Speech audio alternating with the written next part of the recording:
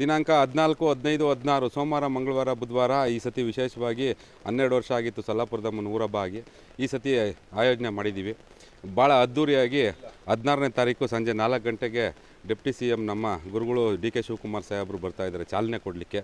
ಹಾಗೆ DK ಸುರೇಶ್ ಅವರು ಸಹ ಬರ್ತಾಯಿದ್ದಾರೆ.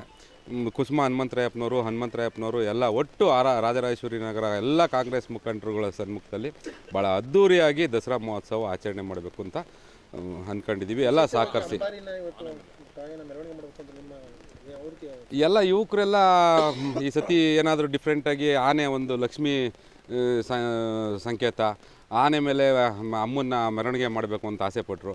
ಹಾಗಾಗಿ ಭಾಳಷ್ಟು ಈಗ ಮೊದಲು ಥರ ಎಲ್ಲರೂ ತಗೊಂಬಂದು ಆನೆನ ಇದು ಮಾಡ್ತಾಯಿದ್ರು. ಈಗ ಅನೆಕ್ಸ್ 1, 2, 3 ಅಂತ ಮಾಡಿದ್ದಾರೆ. ಭಾಳ ಎಚ್ಚರಿಕೆ ವಹಿಸಬೇಕು, ಕಾಲ್ತುಣಿತಗಳಾಗಿದೆ ಅಂತ ಪೊಲೀಸ್ ಅಧಿಕಾರಿಗಳು ನಮಗೆ ಸೂಚನೆ ಕೊಟ್ಟಿದ್ದಾರೆ. ಹಾಗಾಗಿ ನಾವು ಪೊಲೀಸು ಎಲ್ಲ ಪಥ ಸಂಚಲನ ಮಾಡಿ ಎಲ್ಲಿ ಮರ ಬೆಳೆದಿದೆ, ಎಲ್ಲಿ KEB ಇದಿದೆ ಅಂತ ಎಲ್ಲ ವೀಕ್ಷಣೆ ಮಾಡಿ ಪರ್ಮಿಷನ್ ಕೊಟ್ಟಿದ್ದಾರೆ.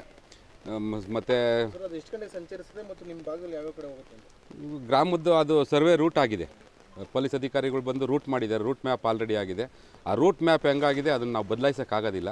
ಸಂಜೆ 4 ಗಂಟೆಗೆ ಸ್ಟಾರ್ಟ್ ಆದರೆ ಒಂದು 10 ಗಂಟೆವರೆಗೂ ಇಡೀ ಊರಿಗೆ ಒಂದು 4 ಕಿಲೋಮೀಟ್ರನ್ನ 3 ಕಿಲೋಮೀಟ್ರ್ ಕೊಟ್ಟಿದ್ದಾರೆ ಪೊಲೀಸ್ ಅಧಿಕಾರಿಗಳು. ಇನ್ನೊಂದು 4 ಕಿಲೋಮೀಟ್ರ್ ಆಗುತ್ತೆ. 1 ಕಿಲೋಮೀಟ್ರ್ ಯಾವ ಥರ ಶಾರ್ಟ್ ಮಾಡ್ಕೊಬೇಕು, ಎಲ್ಲಿ ಇದು ಮಾಡಬೇಕು ಅಂತ ನೋಡ್ಕೊಂಡು ನೀಟಾಗಿ ಮಾಡಿ. ಭಕ್ತಾದಿಗಳು ಎಲ್ಲರೂ ಬಂದು ದೇವಿ ಕೊಂಡಕ್ಕೆ ಆರತಿ ತಗೊಂಬರೋಕೆ ಈಗೆಲ್ಲ ಹೆಣ್ಮಕ್ಳುಗಳು ಬರೀ ಆರತಿ, ವಿಶೇಷವಾದ ಆರತಿಗಳು ಮಾಡೋದ್ರಲ್ಲಿ ಭಾಳ ನಮ್ಮ ಗ್ರಾಮದಲ್ಲಿ ಎಲ್ಲೋದ್ರೂ ಕೇಳ್ತಾ ಇದ್ದಾರೆ.